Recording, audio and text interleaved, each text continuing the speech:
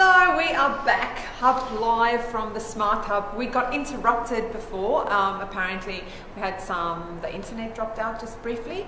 And so here we're back and we're going to just pick up the conversation where we were before. So if you're just hopping on, there's something recorded and posted prior to this section, which actually is where the conversation started. So I'm still here with Matthew Doyle. Hello, Matthew, for the second time, part two, yes. Business in Bright Socks. And Matthew's business delivers coaching services to people in the NDIS industry or sector using technology, nothing but technology. That's right, isn't it? So except when working with a bigger organisation locally where you might go in person, it is all technology focused. So I need technology from the attract through the engage and then into the delight part of the site. So just to refresh our memory, just pick that up again with the flywheel. Yep. Tell us about the flywheel. Okay, so the flywheel, or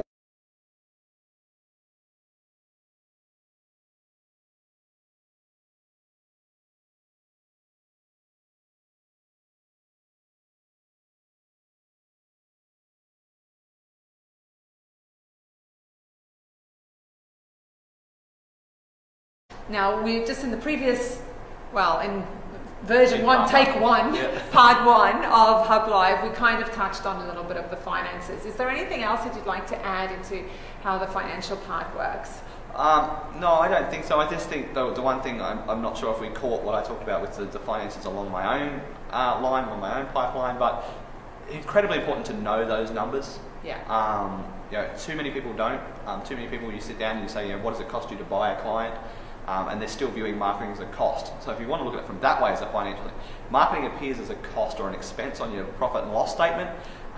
If you don't know what's on your profit and loss statement, there's another step. But marketing appears as an expense. But marketing's not. Marketing's an investment.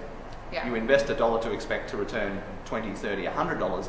You don't. But if you view it as an expense, you'll cut back, which is bad for business. Okay, so just to look at the jargon related to this financial part. So the acquisition cost is the term used to describe how much money you spent to get someone to spend money with you. It's what it costs you to buy a customer. Yeah. Excellent. So you use the term ROI, return on investment, because marketing is an investment if you do it right. That's right. Otherwise it is an expense. If you do it right and it's delivering a customer to you, there's a return on investment. So you invest $100 and our customer spends... That's right. So for me, I should spend $100 to buy a client that will spend $2,000. Perfect. So that's a solid return on investment. Yeah. So the more $100 you can scrape together, yep, the more $2,000 sales you can make on the back end. I love the way Russell Brunson, the man behind ClickFunnels, puts it, and I don't think it was his saying, but it's the way he puts it. He said that he who can spend the most to buy a customer wins. Yeah. Because if I can outspend you in the market because my client relationship is worth more, I can outmarket you and I will beat you in the long run. Love it. So return on investment, client acquisition cost or customer acquisition cost, lifetime value of that client. What does that mean? So that's how much a client would spend with your business over the length of the time that they are connected to you, which should be as long as you can possibly make it. Yeah. That's the most straightforward way to put that up. Yeah. And again, you need to ensure that is a greater amount than the amount that you spent in marketing and sales to get that customer to become a customer with you.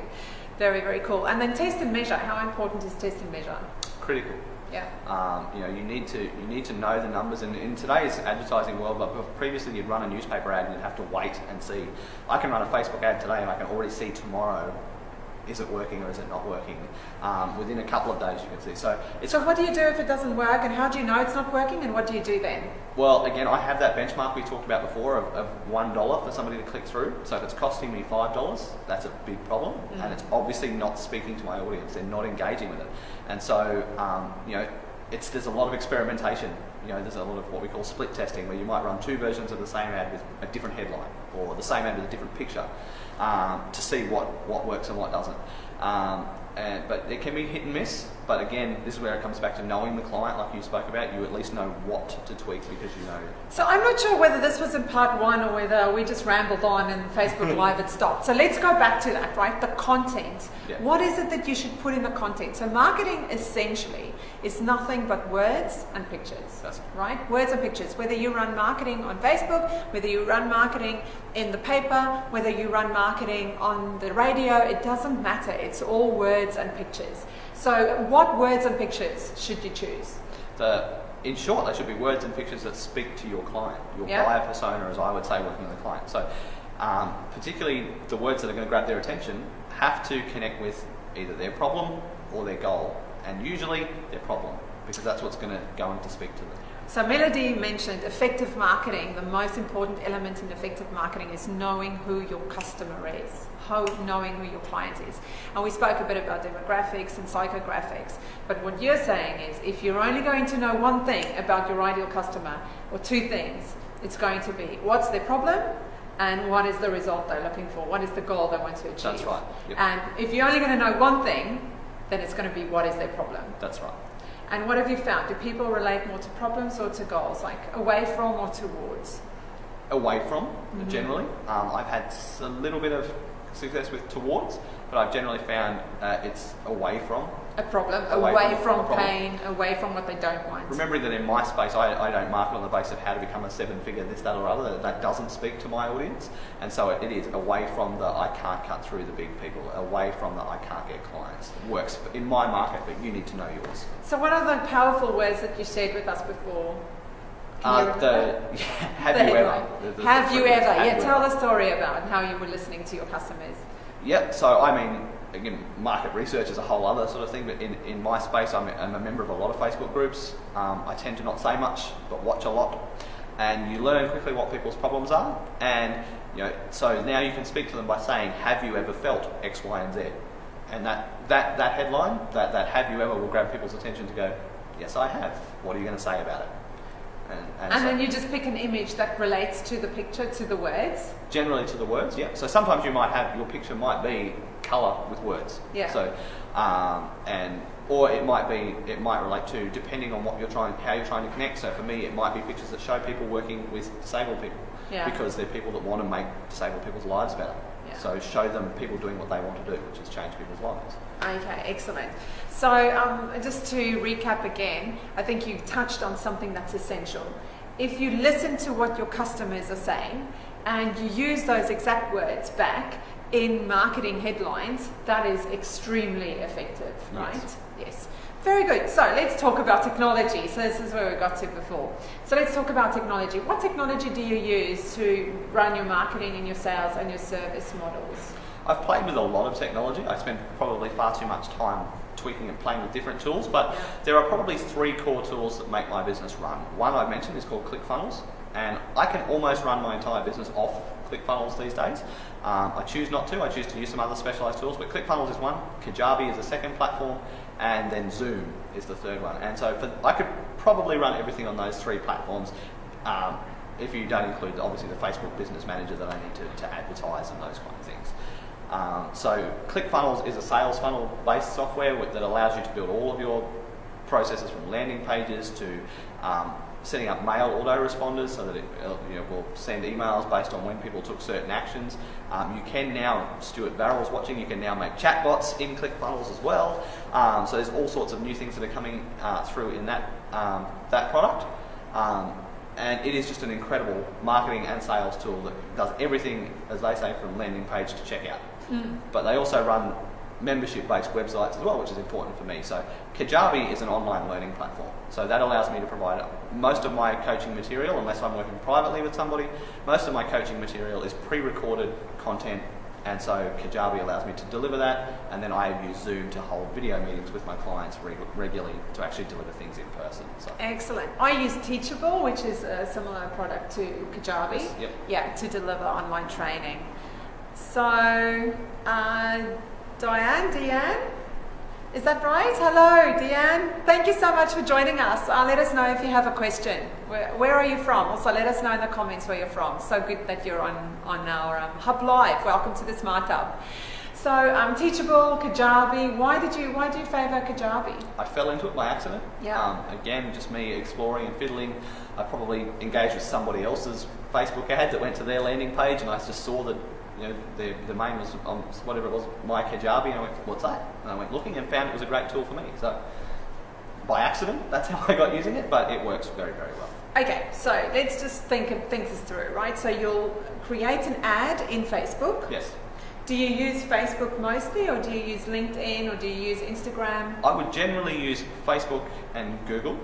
Remembering Google AdWords. Yes, so Yeah. Facebook and Google AdWords. Again, being in the NDIS space, I can buy Google AdWords for cents, whereas they might cost multiples of dollars for more established markets. That's right. But yeah, so Facebook and Google generally. But again, with Facebook, you can run ads to LinkedIn. You can run ads in Messenger.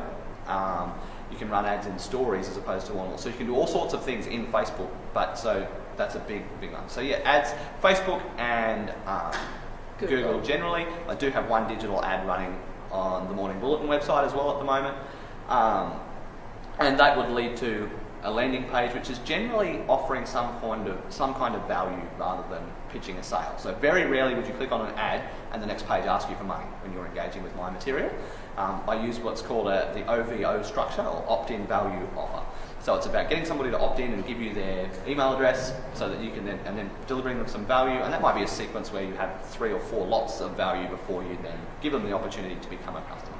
Okay, so what is it, if people come to your landing page, what is it that they can download? What is the value that you're adding? It depends, it changes. Sometimes they can engage with a webinar, and it might give them an opportunity to come onto a live webinar. Sometimes it might be to download a guide that might talk about how to generate perpetual momentum. In other words, a guide based on the flywheel model. Other times it might be I've used a marketing campaign in a box. In other words, I allow them to download a bunch of tools that I use in my own business for marketing that they can then take and use. So we change it. That's excellent. Hey, Steve Butler, so good to see you. Thank you so much for joining us. How are you? If you have any questions, type them in the comments box. And welcome to the SmartHub and our Hub Live. So great that you're watching.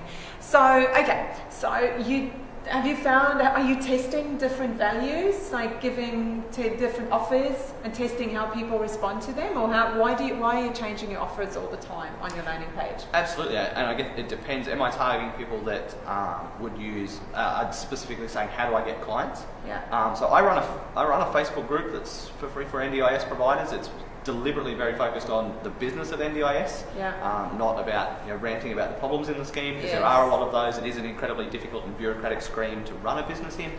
And when you come into that, you're asked 3 questions. One of those questions is, what is the biggest challenge in your business? Which to me gives me the questions that people are asking. And so you'll get waves of people who will say, how do I get clients? Others, how do I handle the administration and compliance? Those kind of questions were coming through frequently, which led to the developing of the template policies and procedures that were made up. And we've then used those as selling them up front, which converted quite well, and also using them as lead magnets to get people connected into higher value funnels directly as well. Excellent. Okay, so the OVO. Yes. So tell us more about that. So you come to your landing page, you click on your Facebook ad, and then you come to your landing page, then you subscribe, so you give your email address to get the business in a box or something. That's right. And then what happens next? So it's very important with that initial opt-in, make it very, very easy. So only ask first name, last name and email address, nothing else. On the next page, it will immediately deliver what they've asked for. So some people will say, tell them that they'll get an email in 5 minutes so that you can hit them with a video while they're waiting. I generally would provide them with a link to download straight away on that next page with a value video that goes with it, and it might be a 20-minute long training video, with no sales pitch. Okay, so immediately you are going to deliver and delight the customer. Absolutely. Now, what if we're at home thinking, oh my goodness, that sounds like easy in theory to do, but to set up the technology to do that, where it goes from a landing page directly through to a page where you can download the value or whatever the training is, plus a video pops up and plays. How difficult is it to set all of that up? When you sit back and you think about it, it's incredibly daunting. When you sit down and do it, it's very, very easy. And really? Coming back to the technology that is ClickFunnels, it makes it very easy, very drag and drop, it's designed to be very user friendly. And so you can sit down and you can build a sequence in 15 minutes. Obviously, when you're writing out emails, it might take you a bit longer, but you can do everything, all of your landing pages, and all that can be all put together in about 15 minutes. Obviously, it'll take you longer to record your videos, but the whole reason I pulled this out of my pocket is when it comes to technology from videos, you You've got all you need right here. So that was my next question. So, okay, now we're going to record a video to have on your page. What do? Do you just do it on your phone? I just do it on my phone. I mean, the cameras on phones are so good these days. Yeah, they are. Every now and again, if I'm going to try and, so if I was going to try and use a whiteboard and that, I will wear looking a little bit silly, and I might put in the wireless earphone so that you can, at least because the sound is important. Yeah. So if I'm too far away from the phone, the sound will not be clear. Yeah. So I will put the wireless earphone in, which might look a little bit silly, but most people don't notice it. That's right. But yeah, literally iPhone, and that's where pretty much all of my video recording is done. Oh, that's awesome. Okay, so ClickFunnels, and then when they click through that and you've delivered value, and then they want to actually purchase the how to build an NDIS business from you. Yep. That's where Kajabi comes into play. Kajabi right? comes into play at the delight phase. Yeah. So they've the got second delight phase where you pay. That's right, where you actually pay to be get the delighted. real depth. Yeah. So we've already gone through maybe 2 or 3 parts of a value sequence. They may have been on a live webinar, they may have had a pre-recorded sales video, and they've made the decision, click the link, and so still in ClickFunnels, they actually will input the credit card and make the decision. So that will happen on ClickFunnels, and ClickFunnels and Kajabi integrate well together. So as soon as they make that purchase on ClickFunnels, it grants the customer an offer in Kajabi, which sends them an email that says, log in here to get your stuff. They can log into Kajabi immediately, and there's already something ready to go. So even if we're launching we're launching a new in March this year, a new next program intake. If somebody bought that program today, they would log into Kajabi and they would have something they can access right now to get them started. And legit, how long did it take you to set this up? Probably a lot more time tweaking and playing with things. How long did it take you to set up your first thing? So if I were coming into this completely new, Yep. and I want to set up a sequence like this, how long is it going to take me if I'm a technology novice? Putting together my first one, management software, and I replied to him.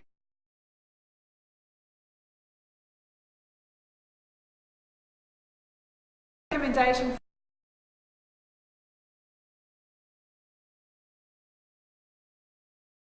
And it does everything I need.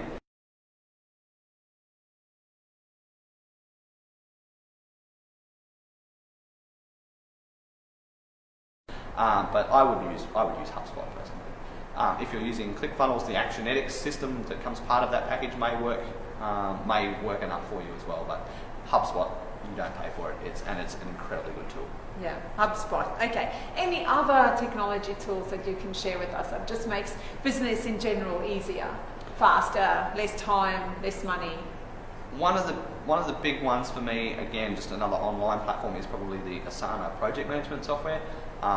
It's basically a really, really fancy to-do list, but it helps for someone like me. It just helps me keep focused on what I need to do and that kind of thing. And you can update it regularly. So when you plan in the morning, see the key things you need to do, schedule them, do them, and then update it at the end of the day.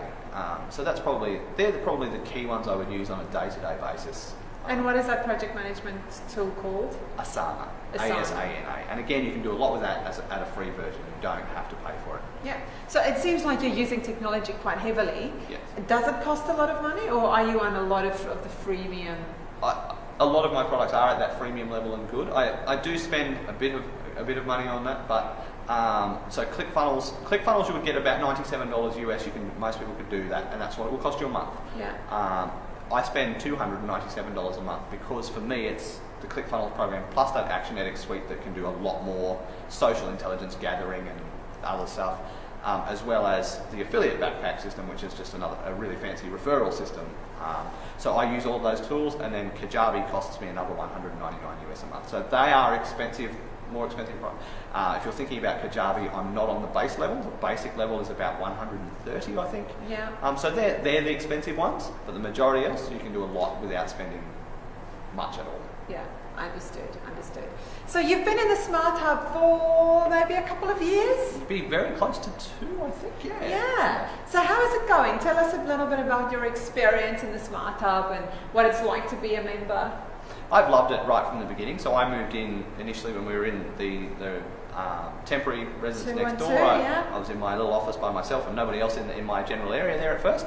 But very quickly when you come in, I connected with other people, and found a family very quickly in the SmartHub. So I've always found it very friendly, very welcoming, very connected.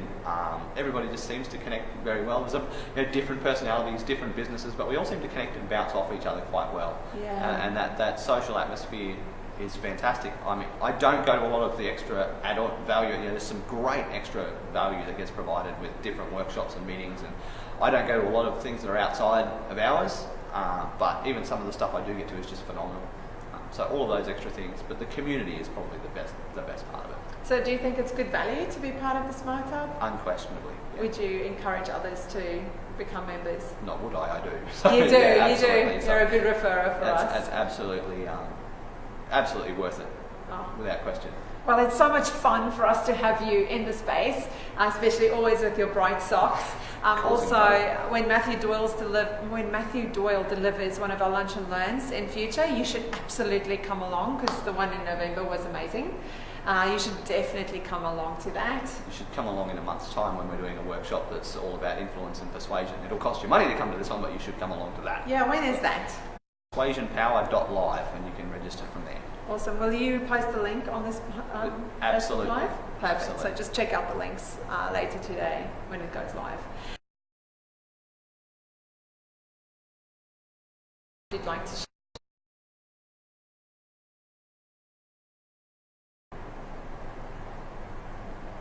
So your influence. It does. It should have been on Monday, but I missed a few things.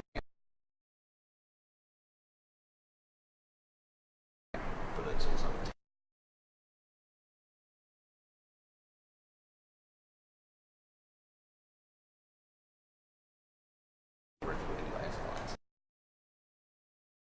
Awesome. Very good. That's a nice bit.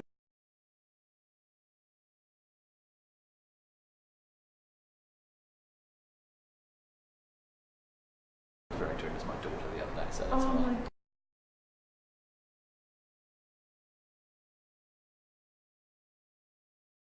Can't believe my. She's an injection to correct.